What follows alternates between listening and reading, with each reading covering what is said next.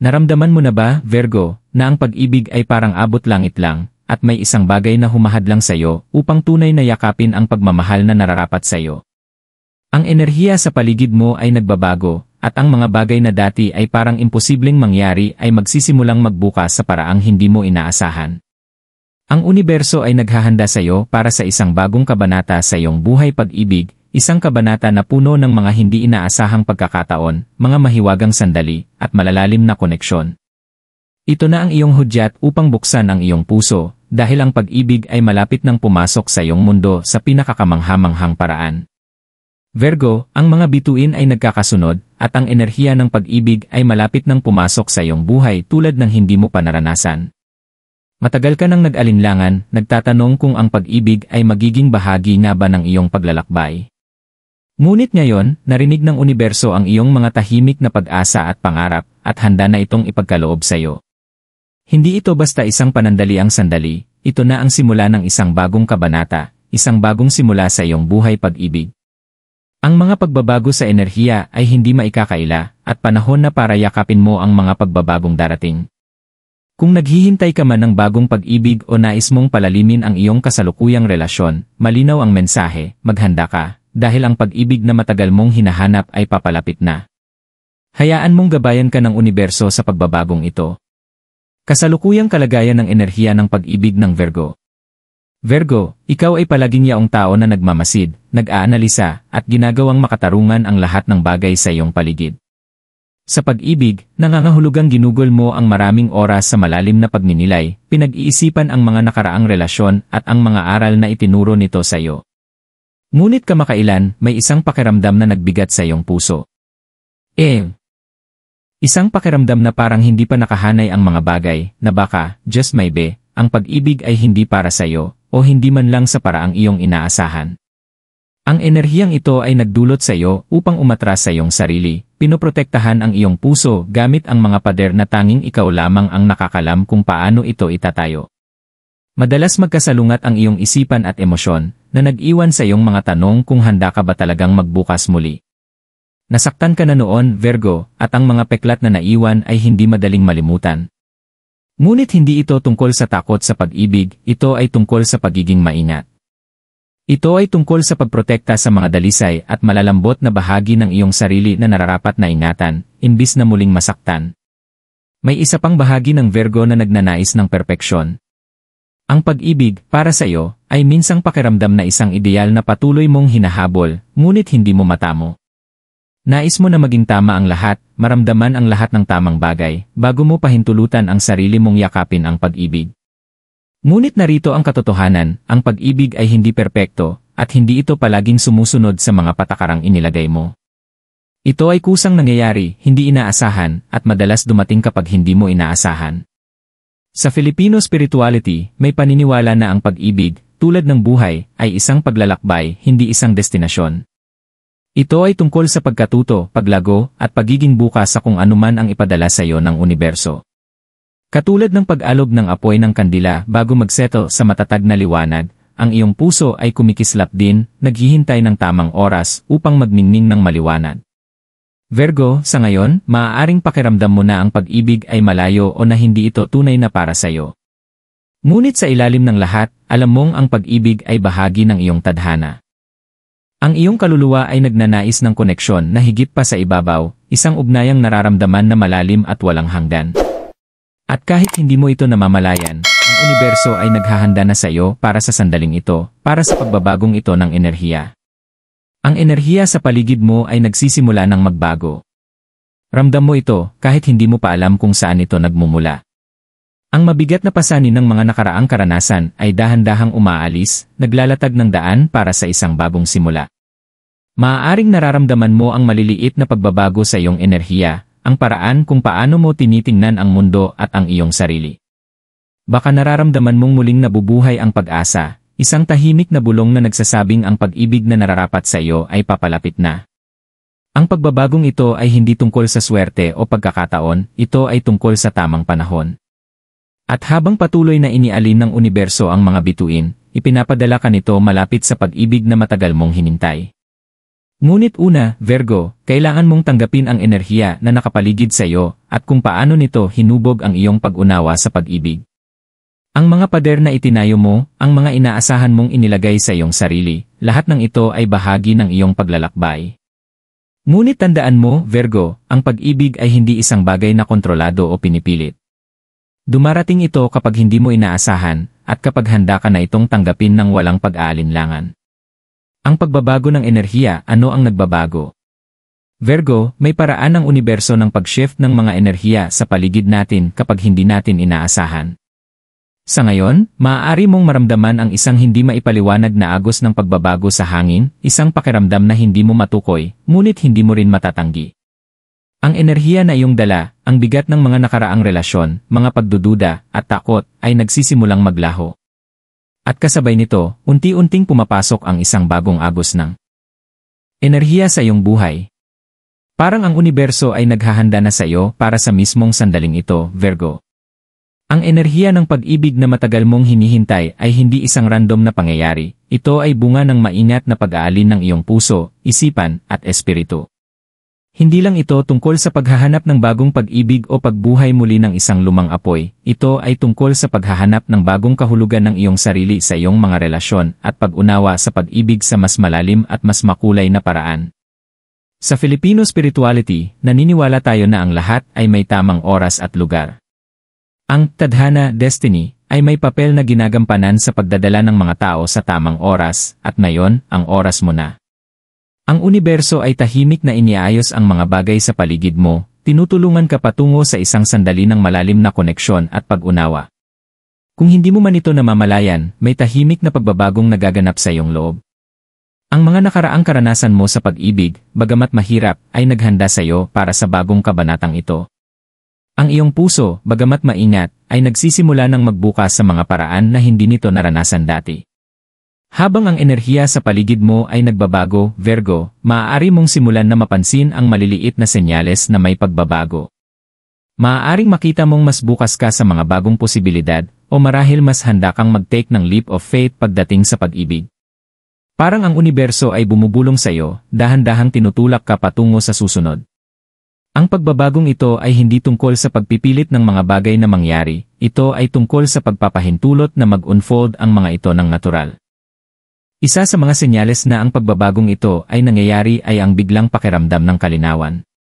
Ang mga bagay na noon ay malabo sa iyong buhay pag-ibig ay nagsisimula ng magkakahulugan.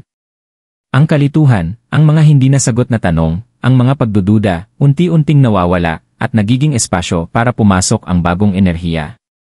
Parang ang ulap ay naglalaho, at sa wakas ay makikita mo ang daan patungo sa hinaharap na mas tiyak. Ngunit Virgo, hindi lang tungkol sa iyong sariling pagbabago. Ang mga tao at mga pagkakataon sa paligid mo ay nagbabago rin. Maaaring magsimula kang mag-attract ng ibang klase ng mga tao sa iyong buhay, mga tao na mas malapit sa bagong enerhiya na inilalabas mo sa mundo. Sila ang mga taong nakatakdang maging bahagi ng iyong paglalakbay, ang mga tutulong sa iyo na lumago at mag-evolve sa mga paraang hindi mo inaasahan. At habang niyayakap mo ang mga pagbabagong ito, makikita mong ang pag-ibig ay magsisimulang dumaloy ng mas madali sa iyong buhay. Sa pamahiin ng mga Pilipino, madalas nating paniwalaan na kapag nagbabago ang enerhiya, mahalagang kilalanin ito at kumilos. Kapag ang isang pinto ay nagbukas, isang senyales na may bagong bagay na papasok sa iyong buhay, at kailangan mong maging handa upang tumawid dito. Para sa iyo, Virgo, ang pinto na ito ay unti-unting bumubukas, at ang pag-ibig ay naghihintay sa kabilang panig. Ang pagbabago ng enerhiya na iyong nararanasan ay hindi lamang tungkol sa pag-attract ng bagong tao, ito ay tungkol sa pag-attract ng tamang enerhiya, ang klase ng pag-ibig na akma sa iyong tunay na sarili. Habang niyayakap mo ang pagbabagong ito, mapapansin mong ang pag-ibig na matagal mong hinahanap ay palaging abot kamay. Hindi ito tungkol sa paghihintay para sa isang tao na pumasok sa iyong buhay, ito ay tungkol sa pagiging handa na tanggapin ang pag-ibig na ipinapadala sa iyo ng universo. Virgo, magtiwala ka na ang mga pagbabagong nangyayari sa paligid mo ay bahagi ng isang mas malaking, banal na plano. Ang enerhiya ng pag-ibig na matagal mong inaasam ay papalapit na, at ikaw ay inihahanda para dito sa mga paraang maaaring hindi mo inaasahan. Ang universo ay nagsasalita, at nasa iyo na ang desisyon na pakinggan ito at magtiwala sa proseso. Mga senyales at sinkronisidad ang pagsasalita ng universo. Virgo, ang universo ay matagal nang nagpapadala ng mga senyales sa iyo, ngunit baka hindi mo pa ito napapansin. Ang katotohanan ay, ang universo ay nakikipag-ugnayan sa atin sa mga banayad na paraan, sa pamamagitan ng mga panaginip, mga kaganapan, at pati na rin sa mga bagay na nangyayari kapag hindi natin inaasahan. Ang mga senyales na ito ay hindi aksidente, mga mensahe mula sa universo, gumagabay sa iyo patungo sa iyong tunay na tadhana. At ngayon, dumating na ang oras para magsimula kang maglaan ng pansin sa mga ito. Sa Filipino spirituality, naniniwala tayo na ang universo ay nakikipag-usap sa atin sa pamamagitan ng mga senyales at sinkronisidad. Maging ito man ay isang panaginip na pakiramdam mo'y masyadong totoo, isang pagkikita na parang itinadhana, o isang pakiramdam na hindi mawala-wala, lahat ng ito ay mga mensahe na naglalayong gabayan tayo.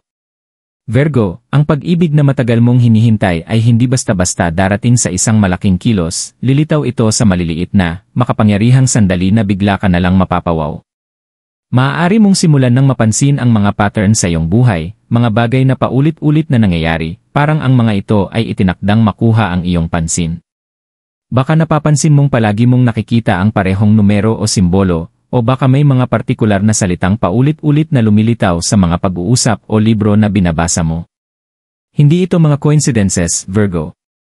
Ito ang paraan ng universo ng pagsasalita sa iyo, pagtulak sa iyo patungo sa tamang direksyon.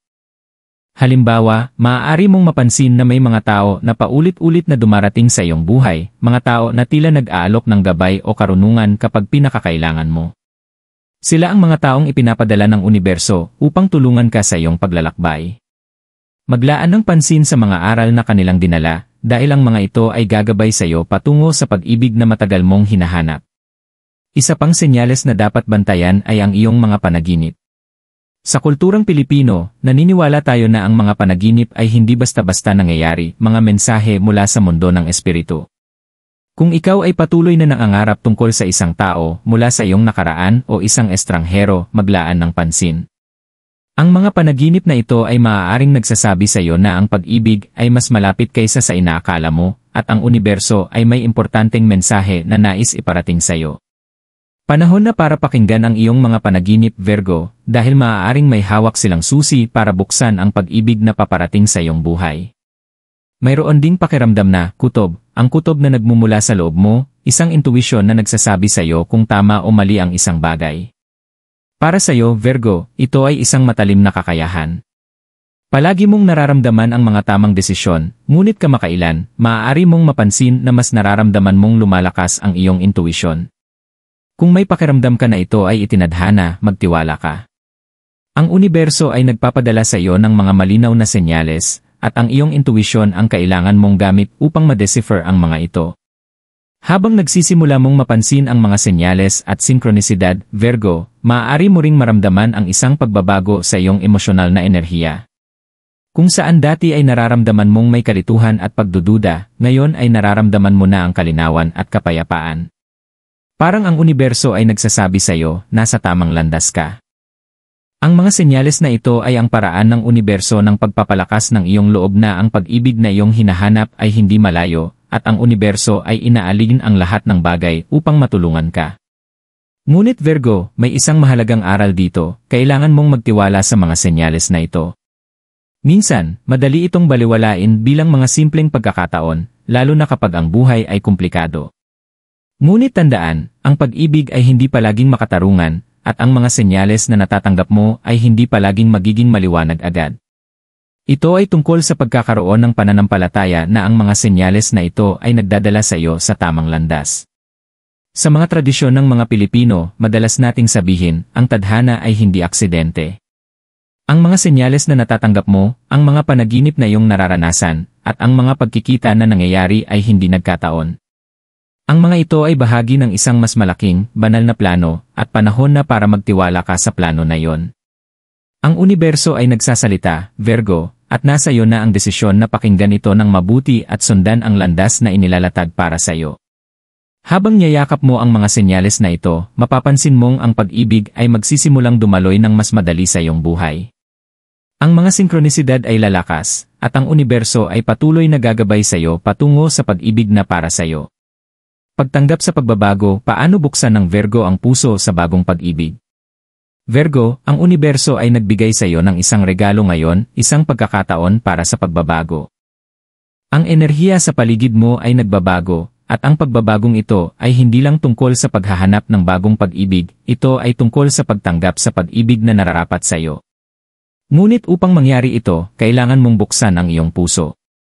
Matagal mong itinayo ang mga pader upang protektahan ang iyong sarili mula sa sakit at pagkabigo. Ngunit ngayon, ang universo ay malumanay na humihiling na ibaba mo ang mga pader na ito, hayaan mong magtiwala muli, at imbitahan ang pag-ibig sa iyong buhay. Ang pagtanggap sa pagbabago ay maaaring mahirap, lalo na kapag ikaw ay nasaktan noon. Ngunit Virgo, ang pagbabago ay kinakailangan para sa paglago. Sa Filipino spirituality, naniniwala tayo na minsan, ang universo ay nagdadala ng mga hamon upang matulungan tayong maging mas malakas. Ang mga pagsubok na hinarap mo sa iyong buhay pag-ibig ay hindi sayang. Hinihugis ka nila, tinuruan ka ng mga aral, at inihanda ka para sa sandaling ito. Ngayon, hinihiling ng universo na magtiwala ka na darating ang pag-ibig, hindi sa paraang inaasahan mo, kundi sa paraang pinakamainam para sa iyo. Ang pagbukas ng iyong puso ay hindi nangangahulugang magmamadali sa isang bagong relasyon o magpipilit ng koneksyon. Ito ay tungkol sa pagiging bukas sa mga posibilidad na nasa hinaharap, nang walang takot o pagdududa.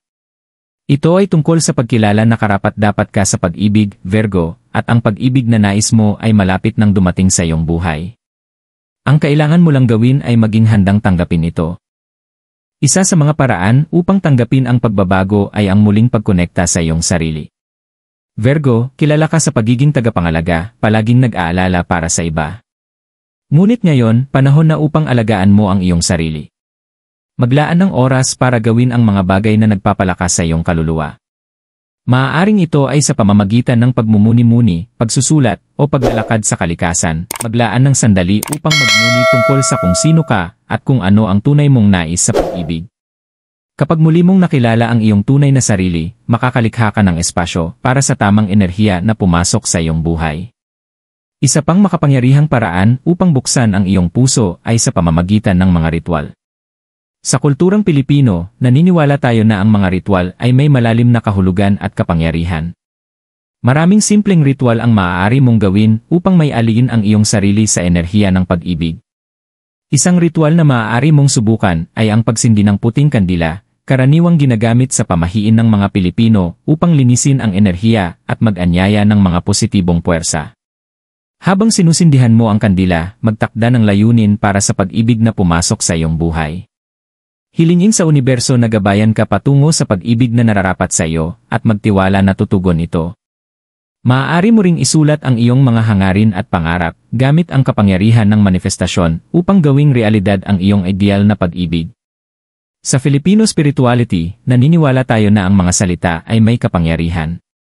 Kapag isinulat mo ang iyong mga hangarin at binigkas ito, aktibong nakikibahagi ka sa universo upang maisakatuparan ang mga ito. Kumuha ng isang piraso ng papel, isulat ang mga pinakamalalim mong hiling, at ilagay ito sa isang lugar na sagrado para sa iyo, maaaring sa ilalim ng iyong unan, sa isang espesyal na drawer, o pati na sa iyong altar kung mayroon ka. Tuwing makikita mo ito, alalahanin mong ang pag-ibig ay paparating na. Mahalaga ring tandaan na ang pag-ibig ay hindi isang bagay na dapat katakutan o pagmamadaliin. Madaling mahulog sa ideya ng the one o maghintay ng perpeksyon, ngunit ang pag-ibig ay isang paglalakbay, hindi isang destinasyon. Hindi mo kailangang magkaroon ng lahat ng sagot ngayon. Hayaan mong masaya ka sa proseso ng pagkakakilala sa isang tao, ng unti-unting pagbubuo ng koneksyon sa iyong sariling bilis. Habang pinalalaya mo ang iyong mga inaasahan, makikita mong ang pag-ibig ay dumarating ng natural sa iyong buhay. Sa wakas, Virgo, magtiwala sa iyong intuition. Gaya ng nabanggit ko, ang Filipino superstition ay nagbibigay ng malaking pagpapahalaga sa kutob, ang kutob na naggagabay sa atin sa mga oras ng hindi kasiguraduhan. Magtiwala ka sa mga pakiramdam na yon. Kung may pakiramdam ka na tama ito, hayaan mong galugarin ito. Kung may pakiramdam ka na mali, magtiwala ka roon at humakbang palayo. Ang iyong intuition ay isang makapangyarihang gamit, at ito ang maggagabay sa iyo patungo sa pag-ibig na itinadhana para sa iyo. Virgo, ito na ang iyong sandali upang magningning. Ang universo ay naghanda na sa iyo para sa bagong yugto ng iyong buhay pag-ibig, at panahon na upang tanggapin ito ng buong puso. Sa pamamagitan ng pagbubukas ng iyong puso, pagsasagawa ng mga ritual, at pagtangkilik sa proseso, inaalin mo ang iyong sarili sa pag-ibig na matagal mong nararapat.